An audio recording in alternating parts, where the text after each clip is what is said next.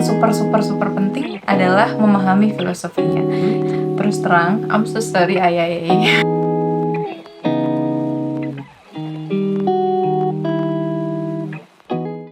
Hai teman-teman, kembali lagi di Bicara Audit dan semoga teman-teman semuanya dalam kondisi yang sehat walafiat. Aku senang banget, ini udah sampai episode ketiga. Yeay. Receh ya kebahagiaan saya.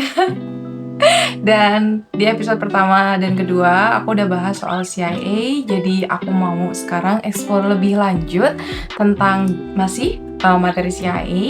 Dan ini adalah topik yang banyak banget ditanya sama orang-orang ketika ngobrol sama aku, kayak gimana sih caranya kamu bisa lulus ujian CIA?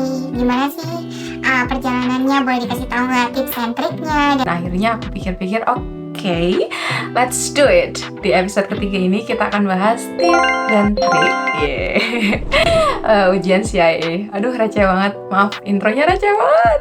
Tapi saya udah malas ngulang. Oke.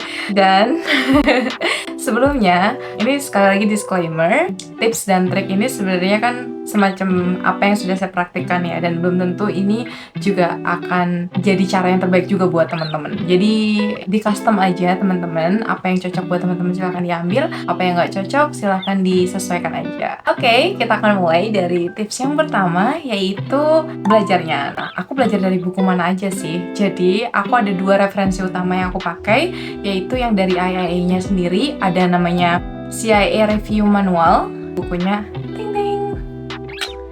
semoga ini capture yuk ditaruh di sini ya. Nah, dan selanjutnya juga ada yang namanya GLAIM. Yang aku lebih banyak pelajari sih sebenarnya GLAIM. Terus terang, I'm so sorry ayai. Tuh teman-teman, ini adalah bentuk objektivitas saya meskipun saya adalah seorang pengajar di IIA. I have to say kalau waktu itu aku belajarnya lebih banyak berasal dari GLAIM. Dan GLAIM sendiri tuh ada 2, ada review manual dan ada bank soalnya gitu. Jadi aku belajar keduanya dan menurut aku itu banyak banget ngebantu aku untuk semacam familiar gitu ya dengan konsep-konsep dan juga jenis soal. Jadi kadang sertifikasi ini bukan cuma sekedar soal kita paham konsepnya teman-teman, tapi juga kita kayak punya familiaritas atau punya kedekatan dengan jenis-jenis soalnya. Kalau teman-teman pengen dapat perasaan familiar dengan ujian CIA, teman-teman bisa sebenarnya juga sih ke bank soal yang disediakan IA, tapi juga bisa juga ke GLAIM. Dan waktu itu yang GLAIM aku inget soalnya banyak banget, lumayan banyak, tapi justru karena banyak banget itu kita jadi semacam lebih siap dengan segala macam jenis soal. So itu adalah tips yang pertama. Dan yang kedua, menurut aku yang super penting adalah memahami filosofinya. Jadi kadang kita melihat ujian itu materinya semacam harus dihafal atau materi ini harus diingat-ingat betul gitu. Tapi menurut aku kalau CIA penting kita paham filosofinya. Jadi kayak dibalik sebuah standar, dibalik sebuah ketentuan, guidance, dan best practice yang disarankan, itu sebenarnya ada reasoningnya gitu loh. Ada kenapa sih kita harus kayak gitu. Nah, di tahap pemahaman kenapa harus seperti itu, menurut aku itu yang justru lebih penting teman-teman. Jadi contohnya, aku tuh ada satu pertanyaan yang kayak gini. Bukti audit itu disimpan sebanyak apa? Aku tuh waktu itu belum dapet filosofinya teman-teman. Jadi menurut aku ya simpen aja semuanya. Tapi sebenarnya konsep yang disarankan adalah kita nyimpen itu sesuai dengan kita dapat keyakinan bahwa bunyi auditnya seperti ini hasilnya dan ini bukti pendukungnya. Jadi kita simpan bukti audit sebanyak yang mendukung keyakinan. Jadi kalau auditor lain harus walk through atau mengulangi lagi perjalanan audit kita, dia akan juga sampai pada kesimpulan yang sama. Dan kayak gitu tuh filosofi yang menurut aku, oh iya harusnya kayak gitu. Jadi please kalau teman-teman mau ujian CIA, pahami filosofi di balik sebuah ketentuan atau sebuah standar, sebuah peraturan, sebuah guidance gitu ya teman-teman. Jadi jangan stuck hanya di level permukaannya saja, karena biasanya khususnya di ujian part 2 itu teman-teman akan dituntut untuk punya profisiensi atau punya level kemahiran yang tinggi, pemahaman yang tentu mendalam seperti itu, dan akan dipraktikkan atau diaplikasikan ke dalam konteks studi kasus atau konteks kenyataan tuh seperti apa. Nah, itu lah gunanya kita paham filosofinya, bukan hanya sekedar bunyi peraturannya. Karena bentuk soalnya tuh kadang nggak mentah-mentah bunyi peraturannya gitu loh teman-teman, bunyi standarnya, tapi adalah bagaimana kita mengaplikasikan bunyi standar itu ke dalam konteks yang lebih real. So itu bagian yang kedua, pahami filosofinya. Dan menurut aku juga penting untuk setiap kali lihat soal itu filosofinya internal audit itu tuh GRC teman-teman, governance, risk management, and control. So please kalau kita lihat satu case atau lihat satu pernyataan dan sebagainya, pastikan kita melihatnya dari sisi governance, risk management, and juga controlnya. Oke, selanjutnya aku akan menuju ke tips yang ketiga, yaitu kaitkan dengan pengalaman di dunia nyata. Karena biasanya kan kita ujian CIA itu pas kita udah punya pengalaman ya teman-teman. Dan salah satu tips yang dulu aku pakai adalah aku nyari bunyi standar atau bunyi ketentuan, terus aku bandingin sama kenyataan aku di dunia nyata. Kalau match, itu akan memperkuat banget pemahaman aku gitu. Oh iya ternyata aku juga ngelakuin kayak gini gitu. Kayak misalnya, oh yang namanya quality assurance and improvement program itu bentuknya kayak gini. Ada telah sejawat, ada telah eksternal gitu ya, di audit oleh pihak eksternal gitu. Jadi hal-hal seperti itulah yang membuat pemahaman kita lebih matang gitu loh, karena kita mengkaitkannya dengan kejadian-kejadian atau pengalaman kita sendiri di dunia nyata. Saya juga waktu itu merasa bersyukur banget sih, karena atasan-atasan saya adalah pemegang CIA dan mereka tuh mempraktekkan CIA. Jadi setiap kali saya melihat mereka itu otomatis kayak semacam melihat standar berjalan gitu. Jadi kayak, oh maksudnya tuh kayak gitu. Jadi menurut saya itu juga ngebantu banget, karena saya kebetulan dikelilingi oleh orang-orang yang sudah menerapkan best practice, dan juga tempat kerja saya sendiri juga sudah menerapkan best practice.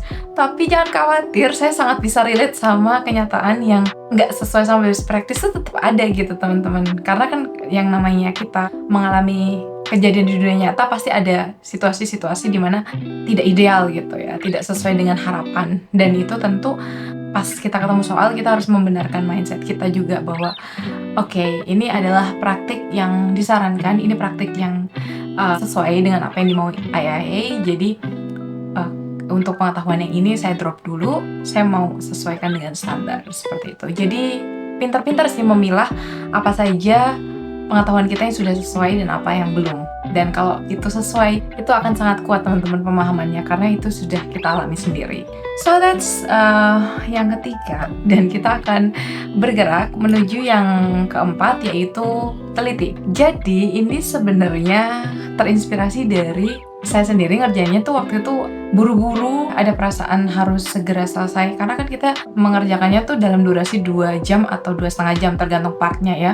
Terus soalnya ada 100 atau 125, yang artinya kita tuh punya waktu yang sangat singkat untuk menyelesaikan setiap soalnya, dan ada perasaan buru-buru, lari-lari gitu ya. Nah itu menyebabkan kita kadang kurang teliti, padahal jawabannya kadang mirip-mirip teman-teman. Jadi kayak A, B, C, D, kadang kita tuh kepleset ke jawaban hampir benar gitu loh, karena kita kurang teliti.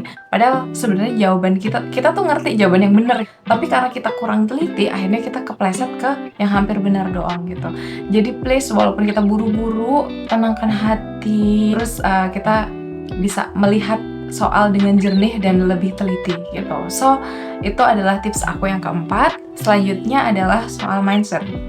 Aku merasa untuk part ini tuh aku sampai pengen bikin satu episode sendiri khusus untuk membahas mindset, karena aku tahu banget betapa susahnya perjalanan untuk CIA ini. Jadi I want to discuss it in a separate episode. Tapi secara sekilas intinya adalah mencapai keseimbangan di mana kita optimis, tapi di satu sisi juga kita tuh tetap merasa grounded. Everything can happen. Kita bisa gagal, kita bisa sukses. Jadi penting banget untuk mencapai keseimbangan, pemahaman bahwa we have to be optimistic, tapi di satu sisi juga kita harus siap dengan segala hasilnya gitu. Dan itu akan membantu kita untuk lari dalam jangka yang panjang ya. Karena ini kan kayak lari maraton gitu ya sebenarnya CIA itu. So itu adalah yang kelima terkait dengan mindset. Aku janji aku akan bikin satu episode khusus untuk bahas mindset. Dan selanjutnya kita akan ke bagian yang keenam, yaitu berdoa.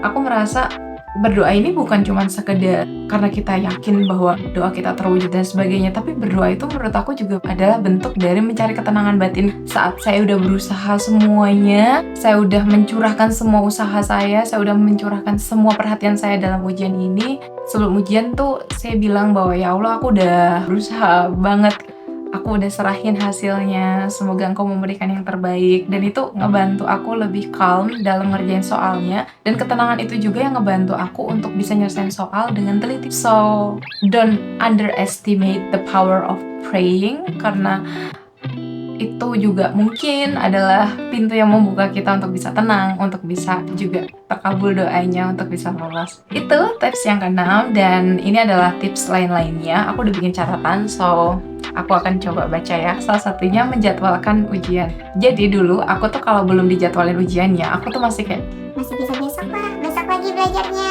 besok lagi. tahu-tahu udah mepet gitu.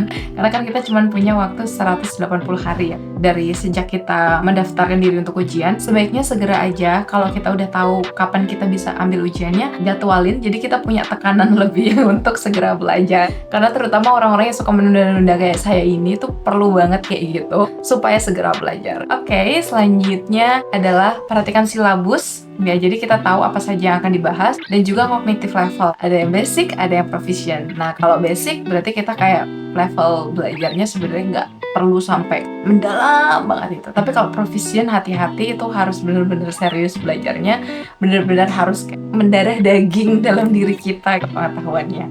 Oke, selanjutnya fokus sama soal yang lebih mudah dulu. Kalau ada soal yang panjang atau ada soal yang susah, kita skip dulu, kita flag gitu ya, kita tandai, terus kita nanti bisa kembali ke soal tersebut. Jadi berfokuslah pada soal-soal yang lebih mudah terlebih dahulu. Jangan lupa jaga kesehatan fisik dan mental. Terus banyak latihan soal tentu saja. Jadi kita lebih familiar sama soal-soalnya, dan kecepatan kita mengerjakan kita jadi tahu gitu. Dan juga tetap tenang gitu ya.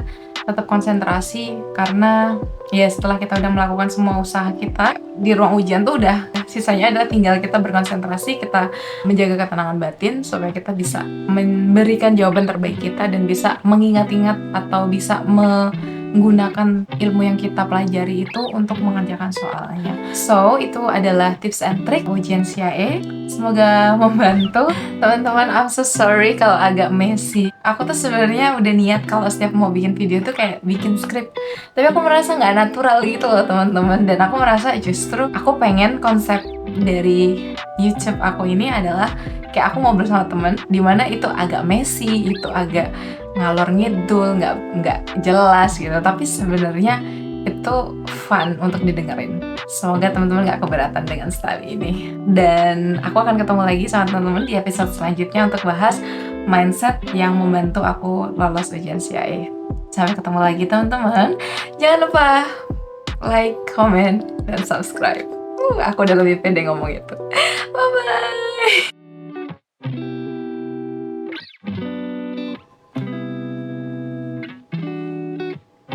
Atau simpan aja sesuai dengan Salah. Sebenarnya semuanya. Jadi misalnya cognitive level tuh ada yang basic, ada yang tidak, saya tuh agak-agak sok-sokan gimana gitu teman-teman. Ada suara udah habis.